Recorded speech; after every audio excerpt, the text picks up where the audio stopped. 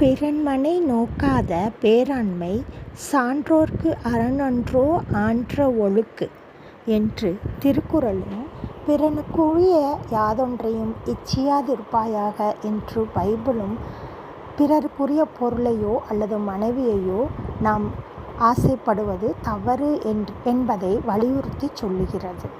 நாம் என்ன செய்ய வேண்டும்? நமக்குரியதை மட்டுமே நாம் நேசிக்க வேண்டும். அடுத்தவர் பொருளுக்கு நாம் ஆசைப்பட்டால் அது இழுக்கானது என்று திருக்குறள் கூறுகிறது. பிறனுக்குரிய யாதொன்றையும் இச்சியாதிருப்பாயாக என்று பைபிள் தன்னுடைய 10 கட்டளைகளில் ஒன்றாக வலியுறுத்தி கூறுகிறது. இதில் பிறனுக்குரிய யாதொன்றையும் இச்சியாதிருப்பாயாக என்பது பிறனுக்குரிய மனைவியை மாத்திரமல்ல, அவர்களுக்கு இருக்கும் பொருள்களையும் சேர்த்துத்தான். நமக்கானது நமக்கு எப்பொழுதுமே வந்து சேரும். அதை கடவுள் நம்மளுக்கு கொடுப்பார். இச்செய்யுள் ஆண்களுக்கு மாத்திரமல்ல, பெண்களுக்கும் பொருந்தும்.